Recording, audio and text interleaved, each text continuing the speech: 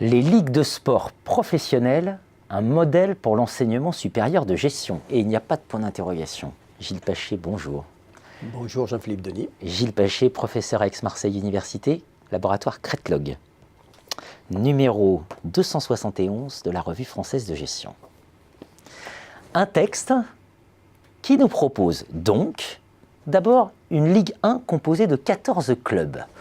Alors là, il faut nous expliquer. Qu'est-ce que vous avez voulu nous dire d'abord avec ce papier ? J'ai voulu finalement être un petit peu dans une provocation raisonnée. En fait, ce papier a été écrit dans un contexte très particulier qui était la qualification de l'Olympique de Marseille pour la finale de l'Europa League, qui a été perçue comme une sorte d'extraordinaire événement qui démontrait que des clubs français pouvaient rivaliser avec les meilleurs clubs européens dans des compétitions. Et j'ai voulu revenir sur Terre en disant finalement, cette extraordinaire aventure n'est-elle pas l'arbre qui cache la forêt ? Et lorsque on examine ce que sont les résultats au niveau européen des meilleures équipes, on s'aperçoit qu'existe finalement une pseudo-ligue fermée, c'est-à-dire un noyau dur d'un nombre réduit de clubs étrangers que nous connaissons tous, et qui finalement, malgré le système de compétition à l'européenne, finissent toujours par truster les meilleures places. Et donc, l'idée, c'est de dire, finalement, si on veut véritablement monter en puissance en termes de sport, spectacle, ne faut-il pas repenser le mode de management et aller vers un modèle, et là, la provocation jouée à plein, de modèle que l'on pourrait qualifier de nord-américain. Modèle nord-américain, on va rentrer dans... Alors qu'est-ce que c'est d'abord, ce modèle nord-américain ? Le modèle nord-américain est un modèle extrêmement paradoxal qui a été notamment bien étudié par mes collègues en économie du sport, qui fait que dans ce pays qu'on peut qualifier du libéralisme, nous avons un système extrêmement collectivisé. Vladimir Andreev parlait de socialiser, qui aboutit à ce que des ligues fermées mettent en œuvre des mécanismes de gestion collective permettant en fait finalement à chacun des clubs de pouvoir, profiter d'une partie de la rente. L'idée n'est pas de créer une compétition qui aboutit à des vainqueurs et à des perdants, mais à un système fermé qui aboutisse au fait que chaque club, à son tour, pourra être, entre guillemets, gagnant. Comment fonctionne le système ? De manière très simple, la Ligue est fermée par une instance de régulation. Il n'y a donc ni descente, ni montée, à la différence du modèle que l'on connaît en France sur le football, le rugby, la plupart des sports professionnels. Ça veut donc dire que cette Ligue fonctionne selon un principe de valorisation collective, de création collective de la valeur, qui est ensuite partagée entre les membres de la Ligue, entre les clubs qui appartiennent à la Ligue.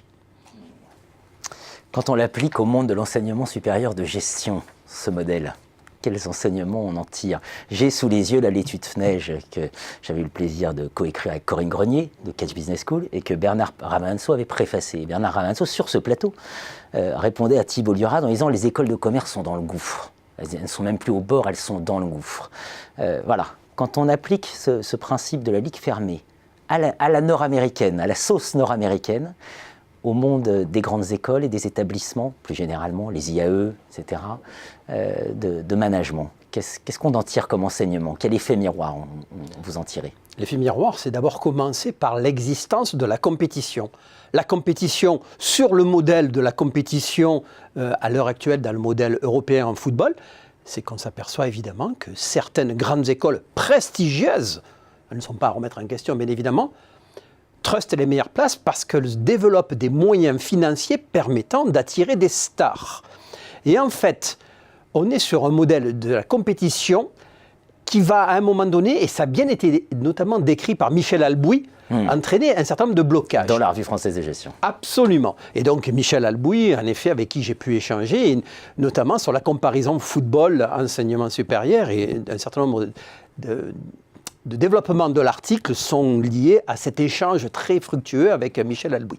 Si nous appliquons le modèle de la ligue fermée à l'enseignement supérieur, ça voudrait dire, par exemple, pour le système de mes amis des IAE, non plus chercher une compétition qui aboutirait à ce que certains établissements puissent truster les meilleures places en développant un système de ressources, de captation de ressources, mais de dire jouer collectif. C'est-à-dire finalement se dire, il y a un réseau, un phénomène de réseau qui va se mettre en place, qui va être fondé sur des règles du jeu collectives. Avec la grande idée que je défends dans l'article qui est extrêmement provocatrice et qui, j'imagine, a beaucoup généré de débats dans certains IAE, quelle est la taille optimale du réseau des IAE, notamment, et quelles seraient les règles collectives qu'il serait possible d'imaginer pour améliorer le fonctionnement de ces IAE sur le modèle des ligues fermées nord-américaines. Il y a beaucoup de choses. Vous traitez aussi des articles. Hein. C'est vrai qu'on peut assimiler enfin voilà, on est nombreux à le penser. Le nombre d'étoiles dans une revue, c'est un but marqué. Et on compte le nombre de buts, etc., etc. Là, très concrètement, ça voudrait dire, par exemple, un système commun de primes qui permettrait de ne pas créer trop de dissymétrie à l'intérieur de cette ligue. Absolument. Aujourd'hui, il ne faut pas se cacher la réalité qui est que certaines grandes écoles prestigieuses ont leur Neymar et Mbappé. Et que ces grandes écoles ont les moyens, en effet, d'attirer les meilleurs talents, des talents mondiaux. Il est clair qu'à un moment donné, ma grande crainte, ce que j'évoquais dans l'article, c'est un système d'enseignement supérieur à double vitesse. C'est-à-dire en fait un système qui aurait sa légitimité, qui serait ancré dans un territoire, mais qui aurait justement cette légitimité nationale qui ne doit pas être comparé avec un autre système qui a une autre légitimité et qui se bat dans un autre championnat. Le problème, je pense, aujourd'hui, c'est que nous mélangeons tout.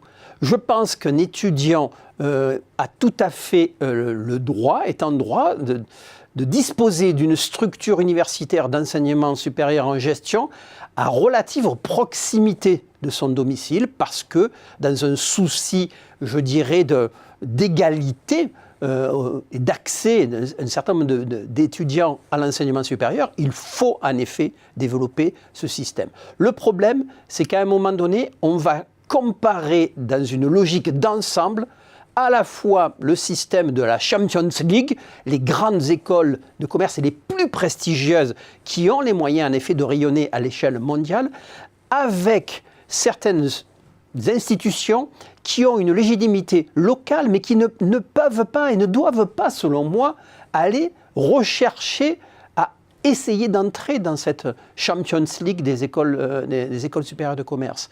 Et donc c'est vrai que, comme j'essaye de le dire sur le football, je ne condamne pas le petit club de football ou le club, ce que j'appelle le club, ce que Michel Marchenet appelle également ce club de terroir. C'est-à-dire que le football, c'est également l'ancrage dans un terroir, et il y a des équipes qui génèrent justement cet ancrage, qui génèrent cette image locale auquel nous tenons tellement, avec les fameux derbys entre équipes régionales ou locales. Donc, ça ne veut pas dire, cet article a peut-être été mal interprété par certains, je ne conteste pas l'idée qu'il y a encore un football qui doit être un football d'ancrage territorial. Mais, à côté de cela, il y a un autre football, comme il y a un autre système d'écoles supérieures de commerce, qui est un football qui va jouer ici dans une dimension qui va être beaucoup plus le sport-spectacle pur. C'est-à-dire qu'en fait, là, on quitte le milieu du football pour dire, nous sommes, et là, c'est mes collègues qui travaillent notamment en marketing expérientiel qui ont abordé cette question, c'est-à-dire le spectacle de football vu comme une expérience extraordinaire. Et donc, il est évident qu'entre un club qui jouera dans un championnat de promotion à Aix-en-Provence et une équipe qui va jouer dans une ligue européenne et qui va mettre en situation, mettre en scène, comment dirais-je, une expérience totale à l'intérieur de laquelle le match n'est qu'une des composantes, on ne peut pas dire qu'on parle de la même chose. Et c'est vrai que certaines, puisque cet article a eu un certain écho, semble-t-il, certains m'ont reproché cette vision très manichéenne en disant « il n'y a qu'une fermeture qui peut sauver le football ». Je dis non, c'est si nous sommes dans une logique de sport-spectacle, de football-spectacle, avec la recherche de financement, d'un spectacle total et expérientiel, on ne peut pas rester sur un modèle tel qu'on le connaît et tel que nous sommes donc en novembre 2018, tel qu'il aboutit à ce qu'une équipe outrageusement domine un championnat en France et en générant le cas échéant peut-être un début de désintérêt sur certains matchs.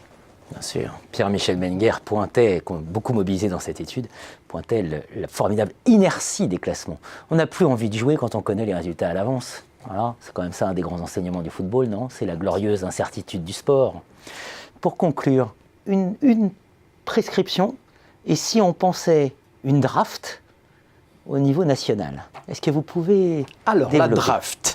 La draft, d'abord, rapidement. Oui, il faut rappeler ce que c'est. La draft, donc, sur le modèle des sports de ligue nord-américain, c'est tout simplement que les meilleurs joueurs d'une équipe universitaire qui vise une carrière professionnelle seront préemptés par le club de la ligue qui, l'année N, aura fini dans les dernières classes, dans les dernières parties du championnat. Ça veut donc dire qu'en fait, ces clubs, pour se renforcer, auront la possibilité prioritairement d'intégrer dans leur équipe les meilleurs joueurs identifiés par la draft.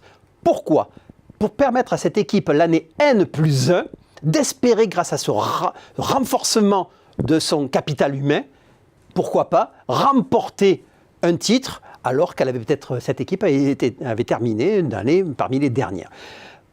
Appliqué à l'enseignement supérieur, certains pensent que le système d'agrégation pourrait être une sorte de draft. Alors, la question, en effet, intellectuellement, l'idée est très intéressante. C'est-à-dire de dire finalement, on va pouvoir laisser la liberté à certaines universités de se renforcer grâce aux meilleurs éléments issus d'un concours national d'agrégation. Et c'est là où vous voyez l'opposition entre un modèle nord-américain et une culture qui est la culture, oui, mais moi, université, je veux d'abord, comme le PSG, comme Marseille, comme notre club, avoir la liberté de me renforcer pour développer mon avantage concurrentiel. Et je ne veux donc surtout pas un concours d'agrégation, mais je veux la voie dite 46.1 qui me permet immédiatement, par mon attractivité, de recruter les meilleurs potentiels et de conforter l'avantage concurrentiel, donc l'avantage que je peux avoir par d'autres universités que je percevrai comme des concurrentes. Et là, vous avez donc deux modèles très intéressants, puisque je ne vous cacherai pas, et vous le savez sans doute, Jean-Philippe, que l'agrégation dans l'enseignement supérieur en sciences de gestion reste en suspens, et que donc là, on voit qu'il y a vraiment deux visions qui sont très proches de ce qu'on connaît en football, qui s'opposent. Quand l'ancien directeur général d'HEC nous dit « les écoles sont dans le gouffre, donc même les réputés meilleurs », peut-être un scénario alternatif à réfléchir autour des ligues inspirées des ligues nord-américaines. Un grand merci Gilles Pachet pour votre éclairage. Merci à vous Jean-Philippe.